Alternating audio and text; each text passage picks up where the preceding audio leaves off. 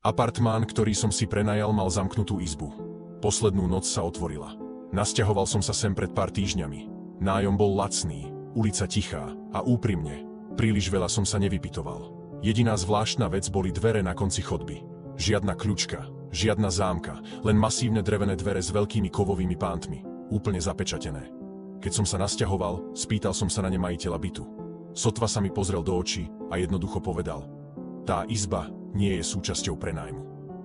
Keď som sa spýtal prečo, len neurčito mykol plecom a povedal: nerobte si s tým starosti.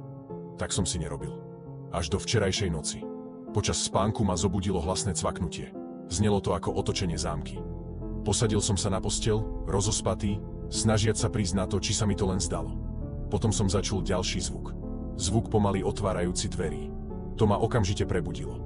Chytil som mobil a vyšiel na chodbu. Všetko vyzeralo normálne. Teda až na jednu vec. Tie zapečatené dvere na konci chodby boli otvorené. Nie len odomknuté.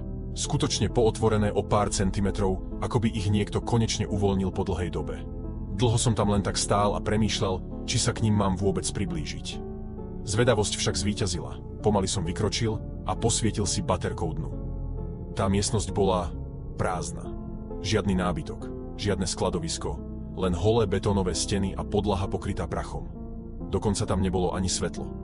Vyzeralo to, ako by tam nikto nevkročil celé roky. Až na jednu vec. Stopy. Bosé od tlačky nôh, ktoré viedli z miestnosti priamo k mojim dverám. Cítil som, ako mi cez telo prebehla vlna chladu. So svietidlom som sledoval ich trasu. Mozog sa snažil pochopiť, čo vidím. A potom som si všimol niečo horšie. Posledný pár stôp bol otočený späť k miestnosti. Ako by niekto stál vonku pred mojimi dverami. Pozeral sa na mňa. A potom sa vrátil dnu. Nevedel som, čo som vlastne čakal, ale čím dlhšie som tam stál, tým silnejší bol ten pocit, že tam nemám byť. Pomaly som cúvol, vošiel do izby a zamkol dvere. Takmer som nespal. Keď som ráno vyšiel na chodbu, dvere boli opäť zapečatené, ako by sa nikdy neotvorili. Ale tie stopy tam stále boli.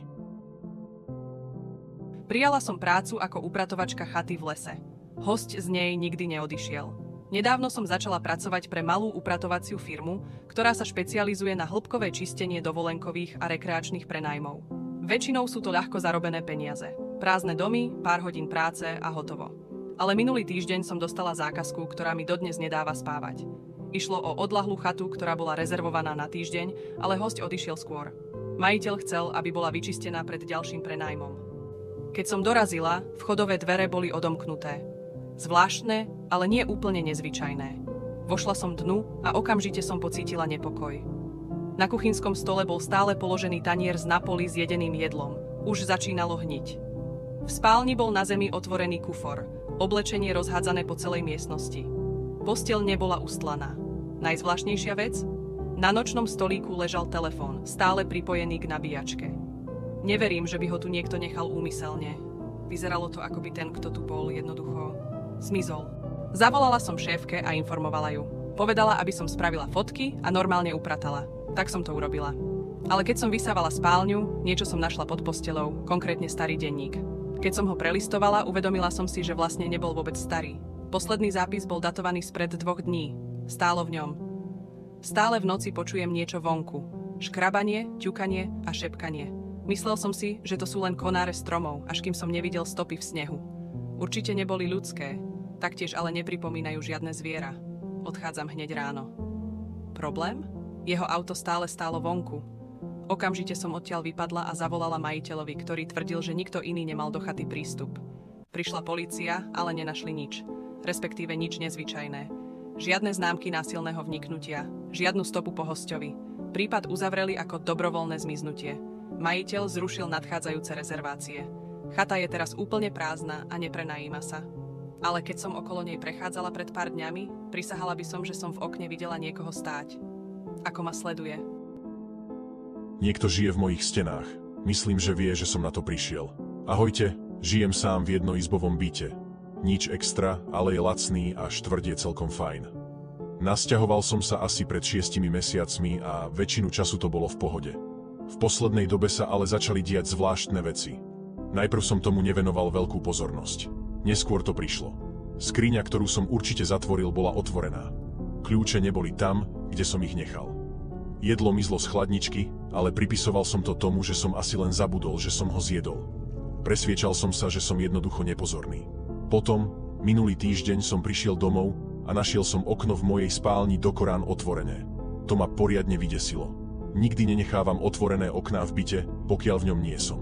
Je to zvyk z detstva, keď som vyrastal v nebezpečnom sídlisku. Taktiež dvakrát kontrolujem zámky a nechávam žalúzie zatiahnuté. Ale v ten večer som sa vrátil z práce a moje okno bolo otvorené, ako by bol niekto v mojej izbe. Snažil som sa to vysvetliť. Možno som zabudol? Možno prišla údržba a neoznámili mi to? Ale hlboko vnútri som vedel, že to nedáva zmysel. A potom sa to stalo. Konkrétne včera v noci. Zobudil som sa okolo 3 ráno na vrzganie. Nie takéto bežné vrzganie starého domu. Skôr také vrzganie parkiet, aké vydáva niekto, keď chodí po byte. Len som ležal v posteli, sotva dýchajúc, načúvajúc. Všetko bolo na chvíľu ticho. Potom ďalšie vrzganie. Tentoraz bližšie.